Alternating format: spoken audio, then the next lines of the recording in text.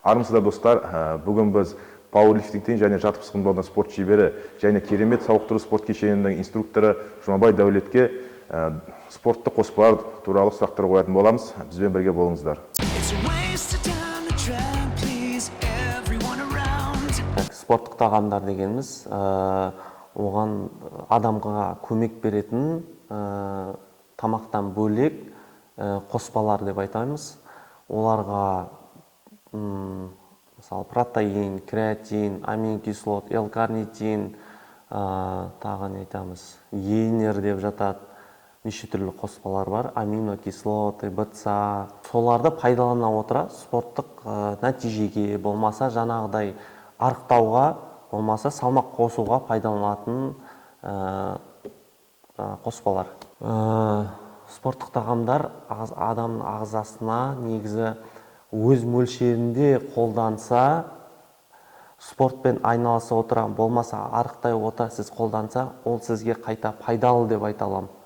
Өйткені сіз жаттыққан кезде организм сол витаминдердің барлығын сұрайды. А сіз оны бермесеңіз, сізге наоборот кері әсерін тигізуі мүмкін.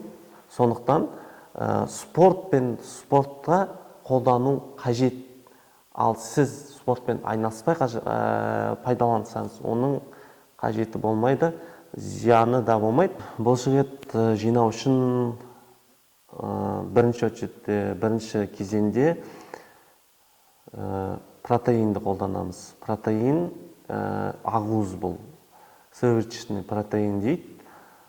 Соны тренировка жасаған кезде, тренировка күндері, тренировкадан кейін, бір сағаттан кейін ішкен жөн. Өйткені организмде белковый окно деген ашылады. Бір сағаттың көлемінде адамның сол кезде адамның ағзасы ақуызды сұрайды. Ақуызды сұраған кезде сіз протеинді ішетін болсаңыз, сіздің бұлшық етіңіз тезірек жиналады. Арықтау үшін қоспалар мен айтар едім, L-карнитин деген қоспаны пайдаланған жөн.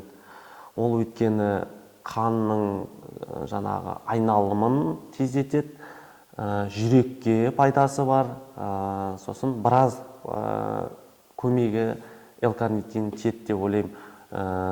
Мысалы, сіз арықтау кезінде кардиоға тұрасыз, сосын амин веществоға байланысты, адамның сол процесске байланысты, солардың бәрін жиілететін L-карнитин деген қоспаны пайдаланған жөн. Энергетик қоспаларға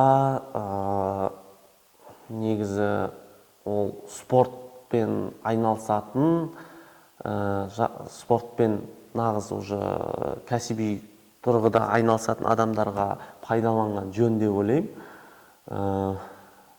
Ал қарапайым арықтағысы, болмаса салмақ жинағысы келген адамдарға ол қажет емес деп ойлаймын. Спорттық қоспалардың қарсы әсерлерін мен көрген жоқпын, бірақ өзінің балансы болады. Мысалы, нормасы, өзінің шектеуі болады.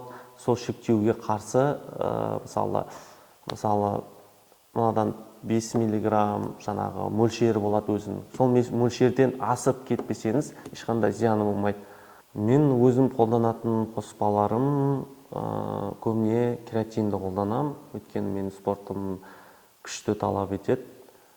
Креатин, сосын амино энерджи деген қоспам бар, соларды қолданам. Сосын протеин қолданам, L-карнитин де қолданам. Біздің спортта ол қоспалардың маңызы зор, сондықтан дайындық кезінде, именно жарысқа дайындық кезінде, 2 айдың кезінде сол қоспаларды пайдаланамын.